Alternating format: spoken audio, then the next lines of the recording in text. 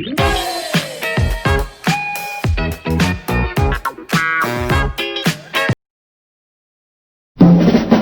on to the Happy Station, it's Radio Hauraki.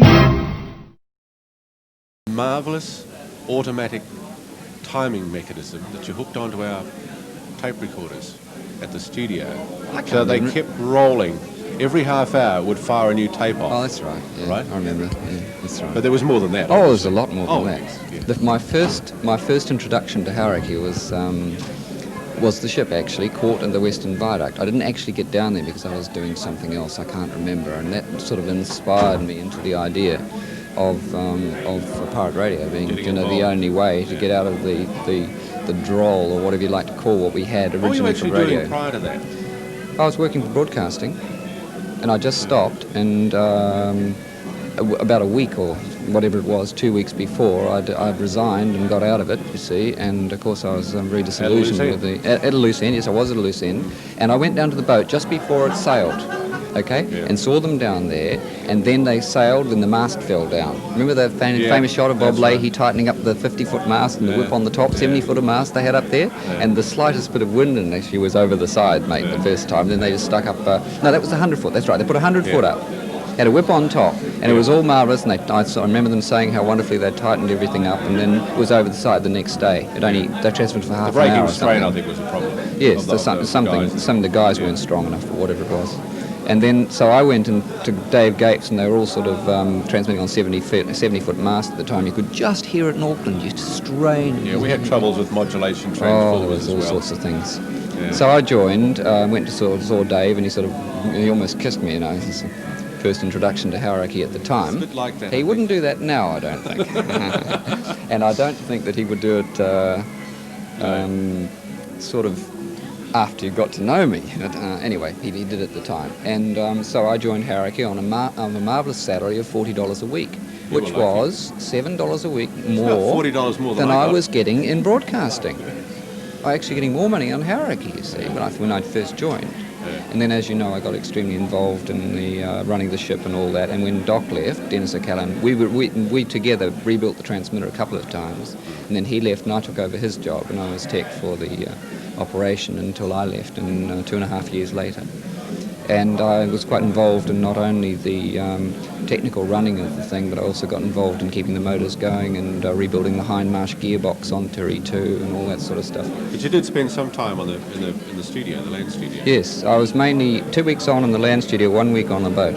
That's the way I ended up doing my shift. And poor old John Tremaine did the other way around, 2 weeks on the boat and 1 week off in town. So John and I sort of split the shift as far as that was concerned.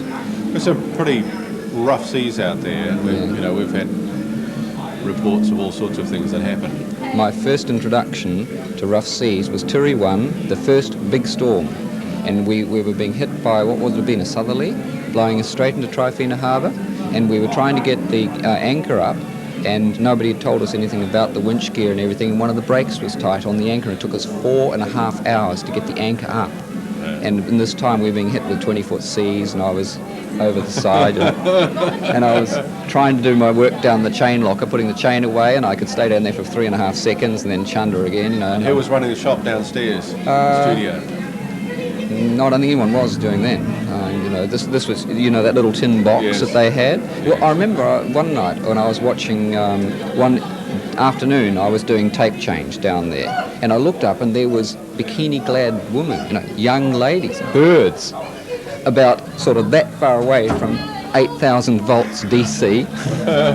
Don't touch that, I said, and rushed out to sort of prevent them from putting their hands in the transmitter, which was completely open, and there was how many volts was it? 5,000, 3.5, 5,000, something like that. There was a lot of graffiti in that little studio. Yeah, and I remember a little it. pendulum they had. Yeah, that's right. And it was all marked off in degrees and various legends written under each of these degrees. And I remember the last one at about 35 degree of list. Yeah. It had David Gapes unseated from the forward bog.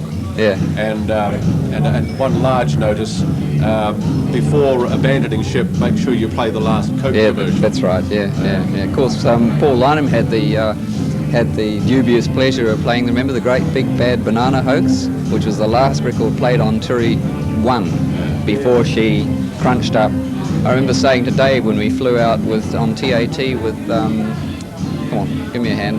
Who is it? Fred Ladd. Fred Ladd, famous Fred Ladd. Hopping around on the wing, shower spray, and we were hopping around. I remember seeing him, 4 o'clock in the morning, freezing, and there he was, up on the wing, shorts on, shorts no mind, hopping around, dipping the tanks and saying, oh, we'll soon have you there, lads, no problem. There's me with my little kit of tools, going to go out there. Don't worry, Dave, we'll get the transmitter on the air. No sweat, no, we'll do it from where it is. We'll just run a wire up the land, you know. And Bill took us around, and there was the boat with the middle going like this, you see, and we looked down in the hold, it's just dirty, filthy bilge water, 2.5 feet up the side of the transmitter. So, there you go. It's absolute disaster. Anyway, we could go on for hours. I mean, just hours of stories, but I just want to pull my pennies worth. Good seeing you here. Okay, thanks Chris.